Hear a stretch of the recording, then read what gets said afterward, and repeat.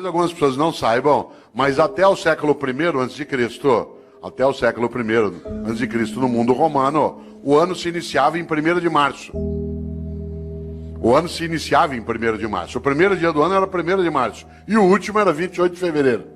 Foi Júlio César que alterou o calendário e colocou janeiro e fevereiro no início do ano. Pouco a pouco o mundo foi adotando o dia 1º de janeiro como o primeiro dia do ano. O único país do mundo em que o ano continua começando em março é o Brasil, né, que é um país clássico, né, um país clássico que não aceita essas modernidades de Júlio César. E para nós, não é março, ainda não começou, né?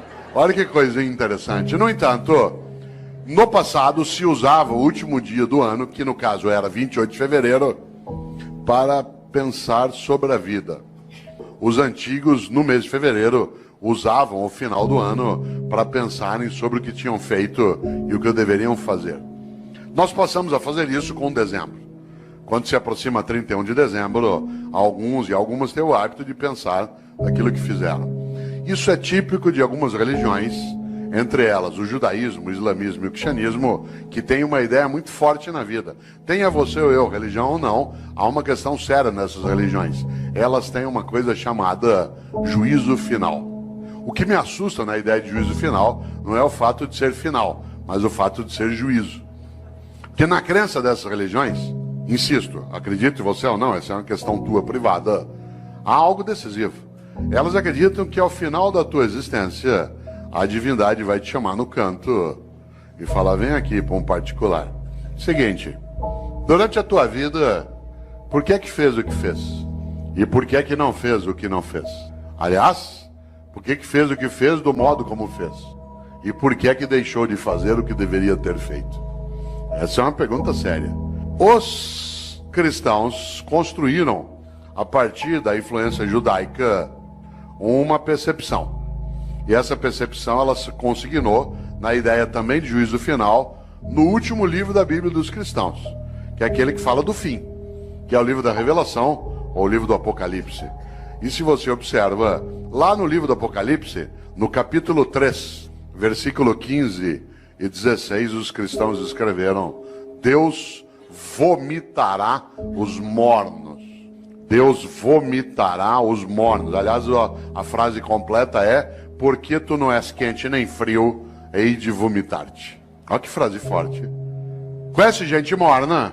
Gente que não é quente nem fria, gente que é mais ou menos, que é quente ou frio não, que não cheira nem fede. Sabe gente morna? Morna no trabalho, morna na comunidade, morna na prefeitura, morna na câmara, morna na escola. Morna, não é quente nem fria, gente que não tem compromisso. Mais ou menos compromissado, mais ou menos competente, mais ou menos servidor, mais ou menos religioso, mais ou menos político, mais ou menos. Deus vomitará os mornos. Sabe aquela pessoa que é morna? Morna no casamento. E aí, como é que tá o casamento? Ah, ruim com ele, pior sem ele. Morna na comunidade. E aí, como é que tá o debate em Campinas sobre a política? Ah, vamos levando, né? E aí, lá na prefeitura, vamos ver o que dá, né? E a escola, como é que tá? Não sei, vamos ver, falta pouco para eu aposentar. Deus vomitará os mornos. Gente que é morna na amizade. Você vai apertar a mão dela, com licença, ela dá só a pontinha do dedo. Você aperta aquela minhoca desmilinguida. Você vai abraçar, a pessoa abraça meio de lado, meio parece que tem nojo. Sabe gente que economiza afeto? Pessoas que esquecem que afeto e conhecimento é uma coisa que se você guardar, você perde. Gente que é morna na cidade, morna no casamento, morna no serviço público. Morna, não é quente nem fria. É morna na religião. Conheço gente, por exemplo, que vai a um culto ou a uma missa. Um dos meus sobrinhos é pastor presbiteriano aqui em Campinas. E às vezes a gente brinca, né, sobre isso, curiosamente. Porque tem gente que vai a um culto ou a uma missa e escolhe o horário da missa, por exemplo, pelo tamanho rápido que ela tem. Se eu vou à missa das 10, naquela igreja que o padre faz uma missa rapidinho. Então vai pra quê? Ou você acha que teu Deus é tonto? Você chama ele de todo poderoso e ele não sabe que você escolheu uma missa curta. Atenção, Deus vomitará os mornos. A vida é muito curta para ser pequena. E nesta hora, uma das coisas que dá inutilidade, superficialidade a uma vida é aquela em que a pessoa não percebe e nem pensa qual é a obra que ela tem. Eu, quando era secretário de Educação na capital, percebi um dia uma coisa muito interessante. Todas as vezes que um secretário vai visitar uma escola, e secretário de Educação visita escola todo dia, quem que ia comigo? O meu assessor, de chapa dourada, junto com a segurança. Entrava na escola, tinha banda, tinha salgadinho, a gente era levado para a sala da diretoria, as crianças cantavam a Aquarela do Toquinho. Eu tenho trauma até hoje, de tanto ouvir a Aquarela do Toquinho. Dava 2, 3 vezes por dia. Um dia eu falei isso pro Toquinho, falei, ô Toquinho, eu adoro tua música, mas eu tenho trauma dessa. Quem que ia comigo? A pessoa já convertida. Isto é, aquela que era do projeto político, que tinha entrado no mandato. E, portanto, já estava previamente convencida de qual era a finalidade do que se fazia.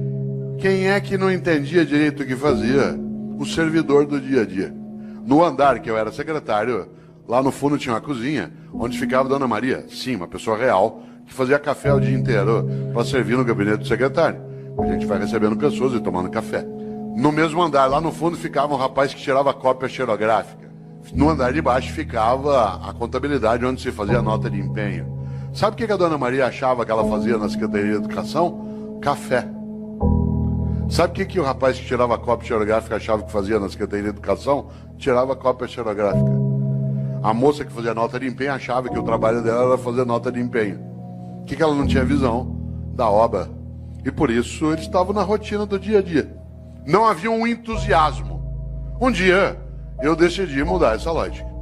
E decidi que em vez de ir comigo visitar a escola, com banda, com merenda, com criança, com tudo, em vez de ir quem já estava convertido, era melhor levar pessoas do dia a dia da secretaria. A primeira que foi comigo foi Dona Maria, com uma novidade. Primeiro, andar no carro do secretário. Segundo, no banco de trás. Terceiro, joelho com joelho. E ao chegar na escola comigo, chegar lá na escola, em vez dela ir fazer o café e servir, ela ia ser servida. E ela entrava e via a banda, e via as crianças, e via a reforma da escola. Vocês não fazem ideia. Quando Dona Maria voltou, a partir dali era outra Dona Maria. De repente ela entendeu uma coisa, que o que ela fazia na Secretaria de Educação não era café, era educação. E aquilo que ela fazia, que o jeito dela de fazer educação era fazer café, virava escola, criança, cidadão atendido. No dia seguinte ela viu o rapaz do Xerox que passava o dia inteiro naquela máquina fazendo aquele gesto. Ele ficou boquiaberto, porque ele não fazia ideia que o que ele fazia não era tirar cópia, o que ele fazia era educação escolar. E o jeito dele fazer educação escolar era nos ajudar, tirando cópias. Vocês precisam ver a moça, que fazia nota de empenho. Ela imaginava que a tarefa dela era passar o dia ali fazendo nota de empenho. Quando ela viu que as notas de empenho viravam reforma, criança, comunidade, criança brincando, estudando, ela ficou boquiaberta. O que ela não tinha entendido? O propósito. O propósito. Isto é, qual era a obra dela? A obra não era fazer nota de empenho, era construir educação escolar numa comunidade. Usar os recursos de maneira adequada para elevar a vida. A partir dali, tanto faz quem era o governo. Por isso, vida com propósito. Algo que é muito perigoso, que é gente morna. Porque essa gente morna, ela, de maneira geral, ela acha que o que ela faz é só aquilo como um emprego. Isso é comum. Isso é comum, inclusive, a pessoas que no dia a dia, você sabe, eles argumentam que ele vai ser mais ou menos, também pelo salário que me pagam. Você já imaginou esse princípio aplicado ao corpo de bombeiros? Tua casa está pegando fogo, já apagaram a sala, a cozinha. De repente você olha, o bombeiro está enrolando as mangueiras, guardando. Fala, onde você vai? Ué, 5 horas, é o meu horário. Então, mas tá pegando fogo lá. Não, mas é o meu horário, me paga até essa hora. Já imaginou um cirurgião no hospital fazendo uma sutura de apêndice? Tem que dar 20 pontos na sutura ali no teu ponto de Mark Barnes para poder fechar direitinho, porque não tem equipamento para fazer laparoscopia. O que ele faz? No 8º ponto fala, vou parar aqui mesmo pelo que me pagam. 8 pontos tá bom já. Você já imaginou? Você sabe que há pessoas que se conduzem desse modo no cotidiano. Obviamente que eu não estou falando de trabalhar sem remuneração, estou falando de outra coisa. Da capacidade de entender o quanto que a vida é muito curta para ser pequena. E algumas pessoas se apequenam no modo como se relacionam na atividade que desenvolvem. Por isso, volto eu aqui a uma questão: qual é a tua obra? Quando você se for e você se vai, o que vai ficar?